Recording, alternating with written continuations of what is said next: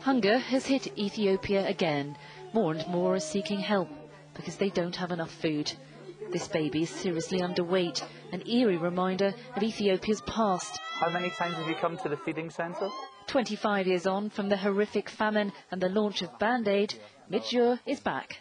I've seen this before, obviously. It's sad to see it's an ongoing thing, but it's heartening to see that we're actually doing something about it early on.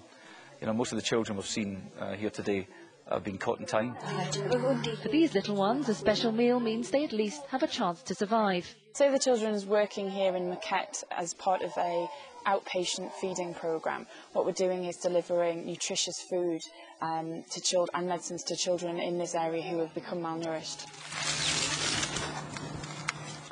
But Ethiopia still needs to address the root of the problem, a third year of drought and yet another failed harvest. These crops should have been enough to sustain an entire family for about a year. But as you can see, they're now completely dried up and the harvest is ruined. There's just about enough left now to feed to livestock, which means the families who live in this area have only enough food left to last them for a few weeks. And so Ethiopia's seemingly endless cycle of despair goes on. The causes are complex, climate change and a rapid population growth amongst them.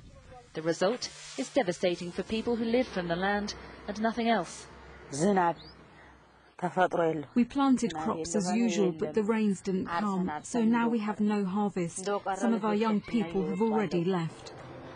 All across northern Ethiopia, rivers are dry, the land barren. Most have been farmers from a young age, but now they doubt their future without aid.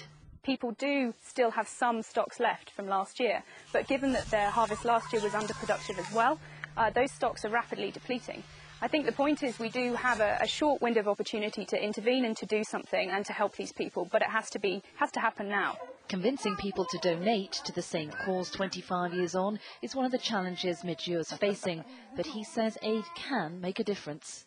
This may not be the famine of 1984, but aid agencies are warning that the conditions which contributed to that tragedy are the same today. And they say that without feeding centres like this one, many children could simply die. And for some, time may be already running out. Kitty Logan, Sky News in northern Ethiopia.